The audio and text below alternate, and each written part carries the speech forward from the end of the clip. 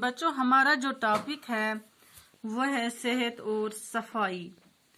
تندرستی اور بیماری دونوں حالتوں میں تازہ اور صاف ہوا انسانی زندگی کے لیے لازمی ہے۔ انسان چاہے بیمار ہو یا صحت مند، ان دونوں صورتوں میں اس کے لیے تازہ اور صاف ہوا ضروری ہے۔ اچھا خون صرف اچھی غذا اور صاف خوراک سے ہی نہیں بنتا، بلکہ تازہ اور صاف ہوا بھی اس کے لیے ضروری ہے۔ صبح سویرے ہوا خوری سے سستی دور ہو جاتی ہے۔ تازہ ہوا میں تھوڑی بہت ورزش بھی کرنی چاہیے، یعنی ایکسرسائز۔ اس سے جسم کے تمام اعضاء، تمام پارٹس تندرست اور توانا رہتے ہیں۔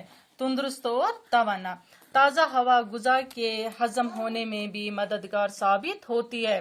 جب انسان کو تازہ ہوا ملتی ہے تو وہ غذا کو ڈائجسٹ کرنے میں بھی مددگار ثابت ہوتی ہے۔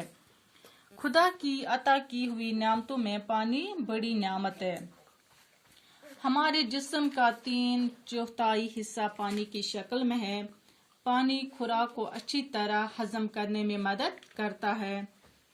پینے کے لیے ہمیں پاک اور صاف پانی کا ہی استعمال کرنا چاہیے۔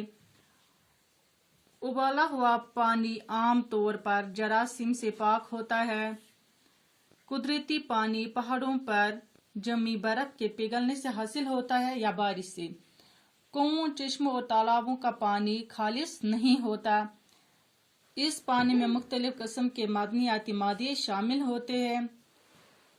اسی طرح سمندر کا پانی نمکین ہونے کے باعث استعمال میں نہیں لایا جاتا۔ اس کو ہم استعمال نہیں کر سکتے کیونکہ اس میں نمک ہوتا ہے۔ آلودہ پانی کے استعمال سے ہیضہ اور ٹائیفائڈ جیسی مہلک بیماریاں پیدا ہو جاتی ہے۔ اگر ہم آلودہ پانی کو استعمال میں لائیں گے تو اس سے ہمیں ہیضہ اور ٹائیفائڈ جیسی مہلک بیماریوں کا سامنا کرنا پڑتا ہے۔